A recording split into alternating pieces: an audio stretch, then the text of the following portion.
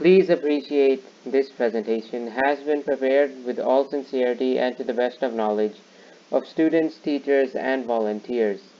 We welcome words of encouragement and also suggestions for improvement. For use in academics or any kind of exams, please verify and correlate with your course books. For becoming an associate and or sending contributions in different subjects, including storytelling, please get in touch with your brief profile at baskenjoy@gmail.com. So welcome back everyone. The last few lectures were on the fundamental unit of life, in which we took a look at cells and what cells are, and then the various cell organelles present inside of cells. And now the next upcoming lectures will be on a new topic, tissues. So this is lesson number 1, and we'll start it off by just drawing this, looking at this diagram. This basically shows the classification, you can say, in a way. This shows the classification of systems in the human body. So we have the fundamental unit of life over here, a cell, and then these cells combine together to form a tissue, and then these tissues combine together to form organs, organs combine together to form organ systems, and then organ systems make a human body. So we'll be looking at this segment number 2 in detail. We'll be looking at tissues in detail over the next few lectures, and so then you can see that these are red blood cells, and then this is a tissue, and then these, like various tissues, like this is one tissue, second tissue, third, fourth, all of these will combine together to make an organ. Let's suppose a stomach. So basically in a stomach, this is one tissue, then this is another tissue, then this is another tissue. So all these tissues combine together to make this organ, and then organs combine together to make organ systems. This is a liver, this is the stomach, pancreas, large intestine, small intestine. This makes the digestive system, and then all these systems, the digestive system, respiratory system, all these combine together to make the human body. So what is a tissue? Like, what's the definition of a tissue? A tissue is a group of cells that are similar in structure and or work together to achieve a particular function forms a tissue.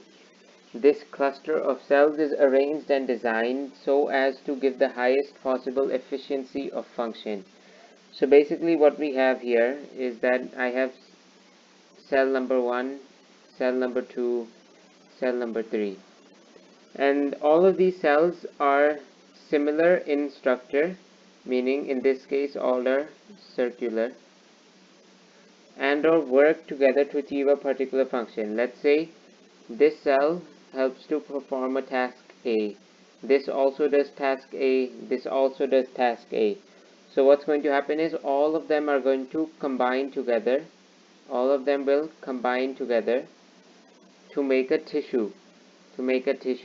And this tissue gives the highest possible efficiency. Basically the tissue basically gives the best efficiency. So it would be really like time consuming and also like resource consuming if all the cells worked individually, but if they combine together, then they're more efficient. Like, we always know that teamwork is always better. And now we'll look at the major differences. So we'll be over the course of these lectures, we'll be looking at both animal tissues and plant tissues. So I'll just make the difference between animal and plant tissues first of all, and this difference lies in their lifestyle. So plants have a sedentary lifestyle, meaning that they just stay in one place. Like if I plant a plant right over here, it's going to stay here forever. It's not like the plant's going to move one day and it's going to be here all of a sudden. So plants have a sedentary lifestyle, so majority of their tissues are dead, and they're also supportive in nature to keep them straight, vertically straight, and they also have lots of storage mechanisms.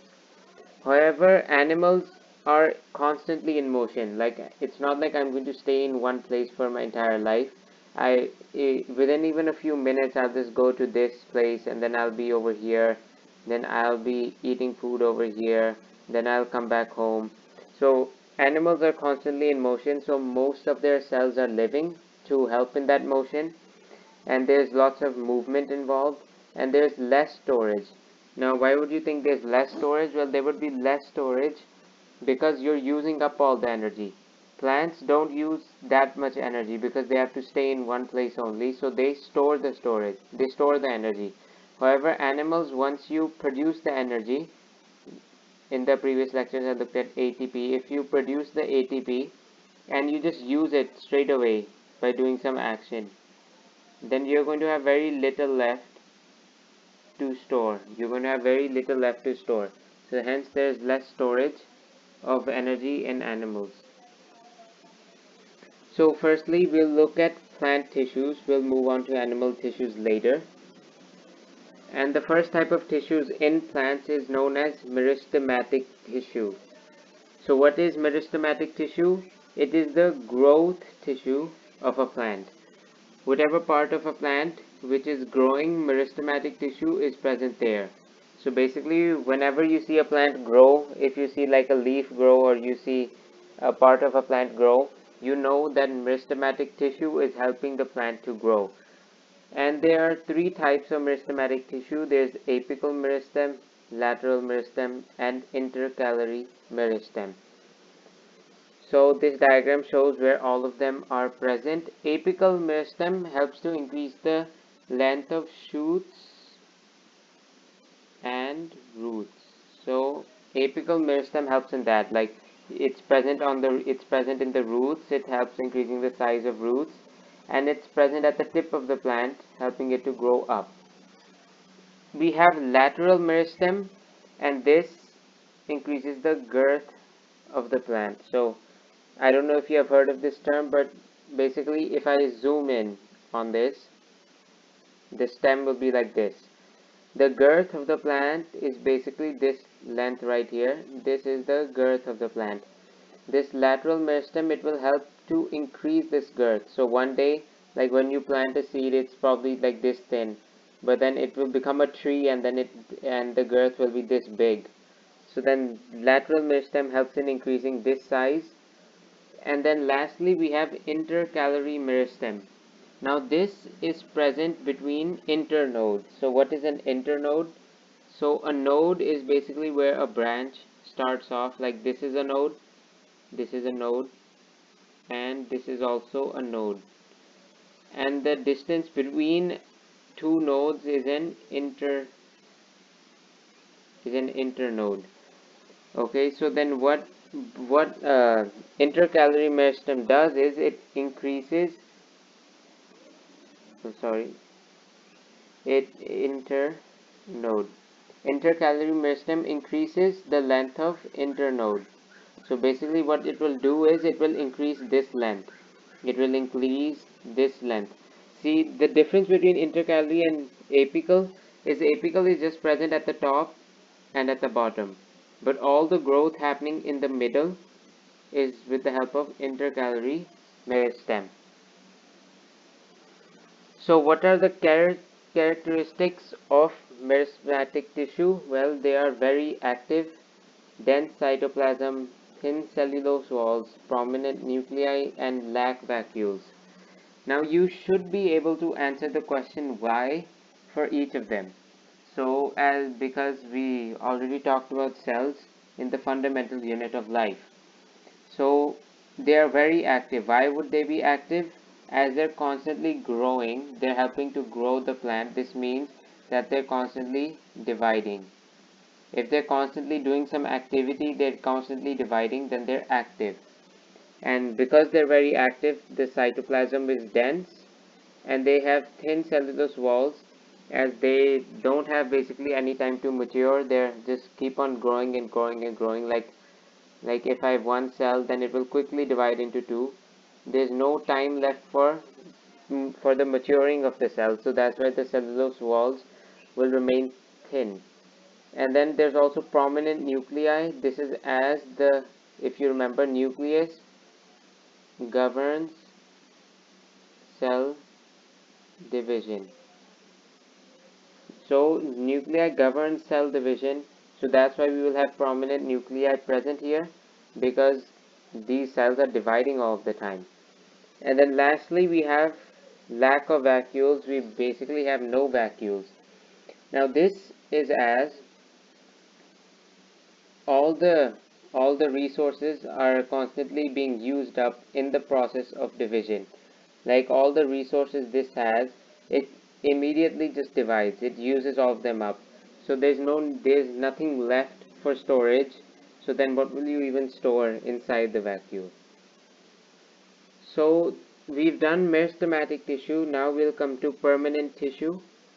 So what is differentiation? So what differentiation is basically a process in which the meristematic cell acquires a permanent shape, size, and function. So basically when that cell which divided, those cells which are constantly dividing, later on they will acquire a job. Basically they will have a specific job they have to do. Now this is differentiation, when they acquire that permanent shape, size, and function. And then due to this process of differentiation, we have many types of permanent tissues. These permanent tissues are non-growing tissues. So firstly, we'll look at simple permanent tissues. There are two types of permanent tissues. They're simple and they're also complex. We'll look at complex later. So the first one is parenchyma. It's the most common simple permanent tissue. They are loosely arranged, unspecialized cells, thin cell walls, and generally stores food. So they're loosely arranged. This means that this is a cell. Loosely arranged means there are these gaps, these intercellular spaces. There's so many intercellular spaces over here, as you can see. There are so many intercellular spaces in parenchyma. Now, there are many types of parenchyma as well. We have Sclerenchyma. Sclerenchyma is parenchyma which contains chlorophyll, and Parenchyma is parenchyma which has large air cavities present inside of them. So, Parenchyma is also present in sea plants. So if you ever know that on the seabed there's sometimes some plants growing. Now why do they float upwards? It's because of parenchyma present inside of them, and this parenchyma helps them to float. So these are two basically types of parenchyma. Sclerenchyma, which contains chlorophyll, and parenchyma, which has air cavities. So then the next type of simple permanent tissue is Collenchyma. Now, Collenchyma is responsible for the flexibility in plants. It provides mechanical support. Very little intercellular spaces. They're elongated cells and they're thickened at the sides. Now, this picture shows Collenchyma. As you can see, they're thicker at the sides, Collenchyma, and there are very little intercellular spaces. There are close to none intercellular spaces, and they're thicker on the sides. Now this provides the flexibility in plants, like if you have a plant growing like this, and if I would pull this here, if I were to pull like a twig of it, it wouldn't just break, it will flex with it. It will have some tendency to move. So this is due to the presence of Collenchyma. Last but not the least, we have Sclerenchyma. This makes the plant hard and stiff, and this is Sclerenchyma. A nice example of it is the covering of seeds and nuts and the husk of a coconut. So all of the hard things on a plant, like everything which makes it hard, like the bark of a tree also, Sclerenchyma is present there. Now this has long and narrow cells, and walls are thickened due to lignin. As we saw in Collenchyma, it was only the corners which were thick, but in Sclerenchyma, as you can see, everything is thick. Like this is its cell wall, and the entire cell wall is thickened due to lignin. Lignin is just an organic Lignin is just a organic compound. And there are also dead cells, like what we saw earlier, Parenchyma and Collenchyma. They are alive cells, they are living cells. However, Sclerenchyma are dead cells. So why would that be so? Well, they're dead because they're mainly for support. They support the plant and they make it hard and stiff. Now, there's no point in making them living, as and you also know, like, if something's dead, it will be more stiff and rigid. So it's beneficial in a way, you can say, for sclerenchyma cells to be dead, so that they use less energy and they're more effective. So what we covered today: how the body is structured, the classification, organs, organ systems, tissues, cells.